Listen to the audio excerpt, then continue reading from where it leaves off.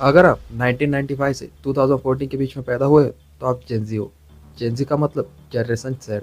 अब पिछले 100-120 सालों में 7 जनरेशन रेज हुई है, जिसमें सबसे पहले आती है ग्रेटेस्ट जनरेशन 1901 से 1927 के बीच में। उसके बाद आती है साइलेंट जनरेशन 1926 से 1945 के बीच में। उसके बाद baby boomers, generation X, generation Y, उसके बाद जनरेशन जेड, और लास्ट में आती है जनरेशन अल्फा। ऐसे देखा जाए तो वर्ल्ड के फ्यूचर हम हैं, और अगली जनरेशन को इन्फ्लुएंस करने का काम हमारा है। But sadly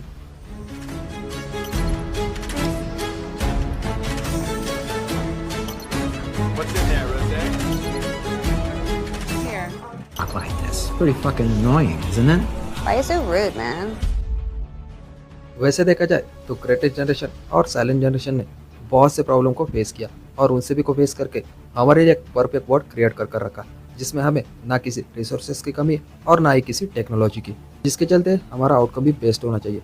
but unfortunately changes की लाइफस्टाइल, हॉबीज, इंटरेस्ट और सोशल अंडरस्टैंडिंग की हुई ग्लोबल स्टडीज सर्वेस की रिपोर्ट बिल्कुल इसके अपोजिट है। इन रिपोर्ट्स की माने तो बहुत से चेंजेस का मानना है कि वो अभी के वक्त में डिप्रेशन से गुजर रहे हैं, साथ ही में एंजाइटी, और बहुत से लोगों को ये भी नहीं पता कि उनके लाइफ का पर्पस क्या है। जैसे कि आज के वक्त में जो व्यूअर्स इस वीडियो को देख रहे हैं, उन्हें भी नहीं पता इस वीडियो का पर्पस क्या है। वैसे और भी बहुत सी स्टडीज और सर्वे जो इस बात को प्रूव करते हैं, लेकिन कुछ स्टडीज के कहने के अनुसार एक फैक्टर ऐसा है जिसे डेली लाइफ में सब यूज करते हैं, जिससे मैं भी रिलेट करता हूँ और आप भी रिलेट करते, और चाहकर भी हम उस चीज़ को क्विट नहीं कर सकते, और वो सबसे बड़ा फैक्टर है सोशल मीडिया। इसे अगर हम एक एग्जांपल से समझे तो शॉर्ट वीडियो इसका सबसे बड़ा एग्जांपल है। देखा जाए तो पूरे वर्ल्ड में शॉर्ट वीडियो जो इंडिया में सबसे ज़्यादा कंज्यूम किया जाता है। जब से इंडिया में टिकटॉक आया था ना, तब से शॉर्ट की आदत हम सभी इंडियंस को बहुत ज़्यादा लग चुकी है। जब लॉकडाउन में लोगों को कुछ काम नहीं था, तब के वक्त में ये सब ठीक था, लेकिन अभी लोग काम धंधे छोड़कर इन शॉर्ट्स को कंज्यूम कर रहे हैं। अभी आप बोलेंगे इंडिया में तो टिकटॉक बैन है, लेकिन देखा जाए तो इसकी जो परंपरा है ना, वो इंस्टाग्राम रील्स और जो यूट्यूब शॉर्ट्स है, वो इस परंपरा को कायम करते जा रहे हैं। आप में से बहुत से लोगों ने एक चीज़ तो नोटिस की होगी अपनी पर्सनल लाइफ में, जब भी आप इंस्टाग्राम रील्स या फिर यूट्यूब शॉर्ट्स देखने बैठ जाते हो, आपको लगता है 10 से 5 मिनट मैं इसमें इन्वेस्ट कर दूंगा तो क्या ही फर्क पड़ जाएगा। लेकिन जब आप उसे स्क्रॉल करने लग जाते हो, तो आप कंटिन्यू से लगभग 1 से 1.5 घंटा स्क्रॉल कर लेते हो। ये होता इसलिए कि आपके माइंड में एक डोपामाइन लेयर क्रिएट हो जाता है। जब भी आप एक चीज़ पर फोकस करने लग जाते हो, तो आप उसको कंटिन्यू करते चले रहते हो। और इंस्टाग्राम रील्स हो या फिर यूट्यूब के शॉर्ट्स, इसका एल्गोरिथम ही ऐसा है जिसके अकॉर्डिंग आप इस पर ज़्यादा से ज़्यादा कितने टाइम को फोकस कर सकते हो, उसी हिसाब से आपको ये वीडियोस रेफर या फिर उसी के अकॉर्डिंग ये आपको वीडियोस दिखाते चला जाएगा। अभी इतना प्रवचन सुन ही लिया है तो इसके नुकसान भी सुन लो। इससे होता है कि आपका जो इंटरेक्शन लेवल है वो बहुत ही ज़्यादा कम हो जाता है। जैसे कि आप कोई भी लॉन्ग इन्फॉर्मेटिव वीडियोस देखते हो तो उसमें आपका मन नहीं लगता, आपको फिर से शॉर्ट देखने का मन करता है।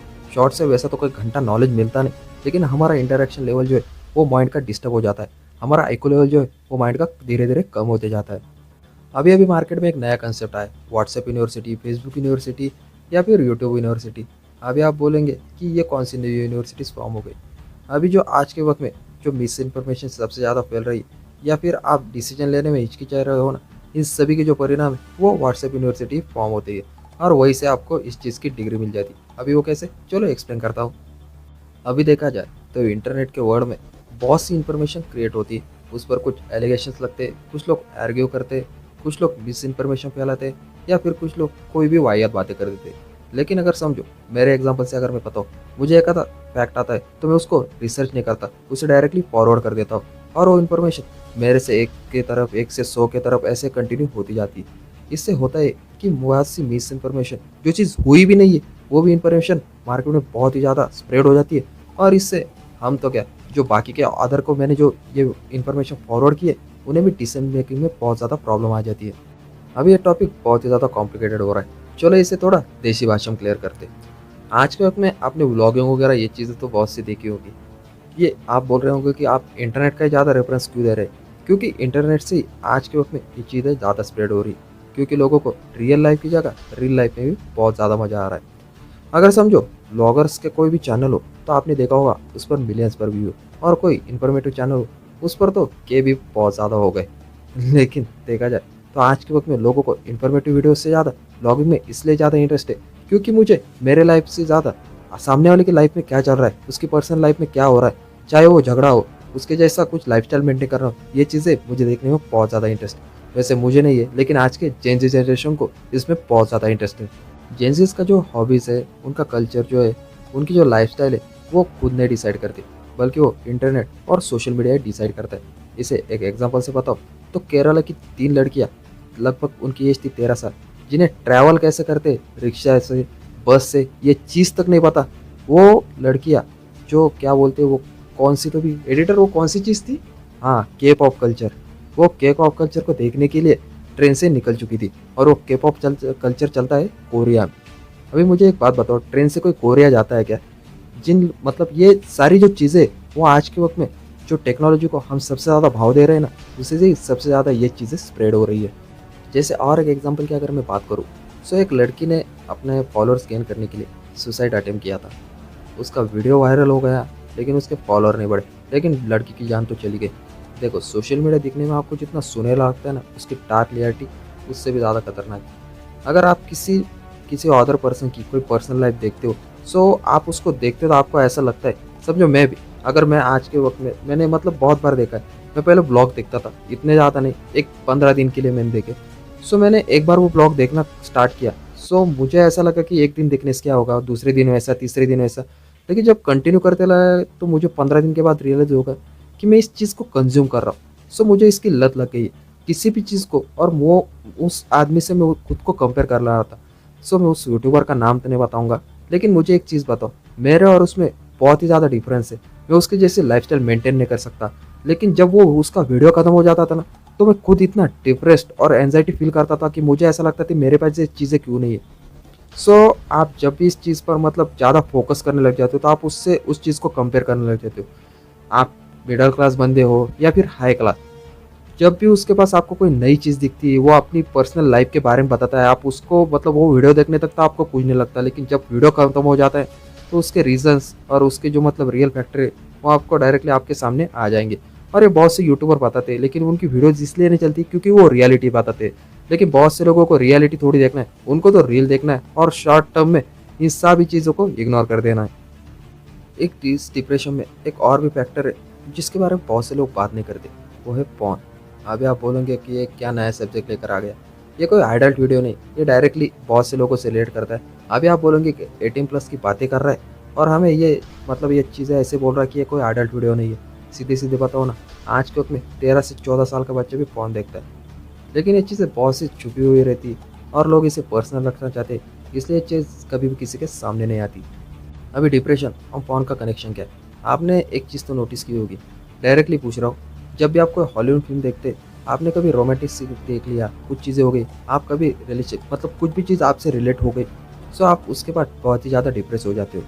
आपको लगता है कि मेरे लाइफ में ऐसे रिलेशनशिप क्यों नहीं है, इस लड़के ने, इस बंदे ने इससे मतलब इतनी सारी लड़कियाँ वगैरह पटाई।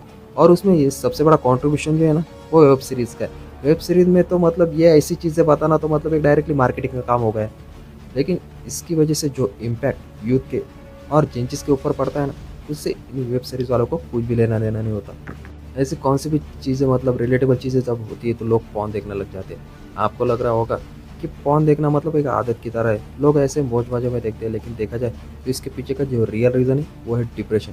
डिप्रेशन के चलते बहुत से लोग पॉर्न कंज्यूम करते हैं, और इसी के चलते पॉर्न इंडस्ट्री जो है वो वर्ल्ड की 45,000 की इंडस्ट्री बन चुकी है। मतलब ये बहुत से कंट्रीज की जीडीपी है, और उतनी बड़ी ये पॉर्न इंडस्ट्री है। आप बोलेंगे कि इंडिया में तो बैन है, लेकिन वीपीएन के थ्रू बहुत से लोग आज भी जो पॉर्न साइट से वो वहाँ पर वीडियोस कंज्यूम करते हैं। अभी आप बोलेंगे कि तूने तो सब्जेक्ट जेंजी का स्टार्ट किया था, और ये चीज़ें बीच में से ही कहा आ गई। सो ये जी चीज़ें ये मेरे से रिलेट करती है, क्योंकि मैं भी जेंजी के जनरेशन का हूँ ना। सो ये चीज़ें आपसे भी रिलेट करती, मुझसे भी रिलेट करती, इसलिए मैं इन चीज़ों को एकदम देसी भाषा में समझा। अगर मैं इसके मतलब बहुत में डिटेल में लेके जाऊँ ना, तो आपके सर से ऊपर से चला जाएगा। इसका रीज़न ऐसा है कि आप इस चीज़ को एक्सेप्ट ही नहीं करना चाहते।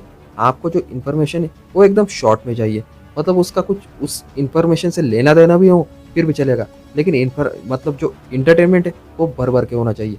लेकिन मेरा तो सीधा सीधा सवाल है भैया, जब भी कोई इन्फॉर्मेशन लो तो उसके पीछे की रियलिटी देखो, ना कि उसके पीछे का मतलब एक नॉर्मल शॉर्ट में कुछ भी चीज़ कंज्यूम कर ली और उसको आगे फॉरवर्ड कर दिया।